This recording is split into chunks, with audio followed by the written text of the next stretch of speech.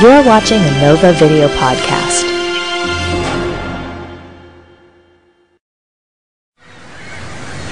The Parthenon would be the largest building in the world constructed entirely of marble. And in tracing the path of that marble lies the first clue as to how it was built. Before the Parthenon, marble had been imported from quarries on islands in the Aegean Sea. On one of those islands, Naxos, archaeologists discover a small temple. On the beautiful island of Naxos, we see this temple, which is one of the early archaic Greek temples made of stone. The Temple of Demeter was constructed about 100 years before the Parthenon. It too was built with few right angles or straight lines. We can indicate already the curvature of the base of the temple, also the widening of the lower part of the columns. Why are these builders deliberately constructing their temples with curves and few right angles? Professor Margaret Livingstone, a Harvard neurobiologist, believes the ancient Greeks might have been aware of optical illusions. The function of the visual system is not to transmit an image to the brain. There's nobody up there to look at an image. It's to transmit information about the world up to the brain.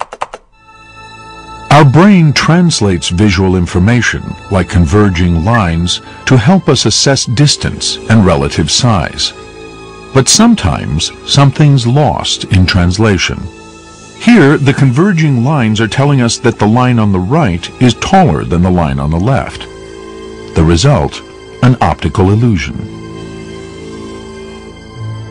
This is another classical illusion. If you have two straight lines, if you add converging lines, these two lines seem to bow in the middle.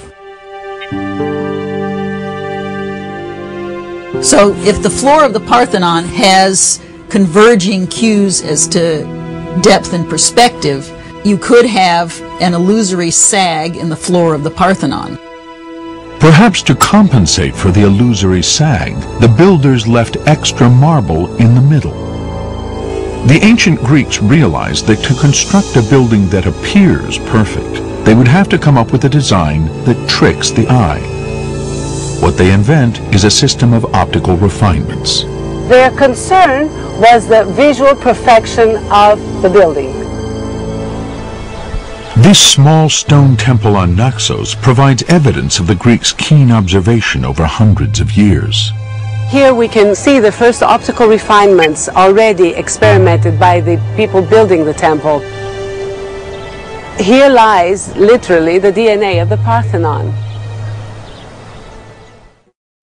To find out more about how the Parthenon was built and how its ruins are being reconstructed today, watch Secrets of the Parthenon, airing January 29th on PBS.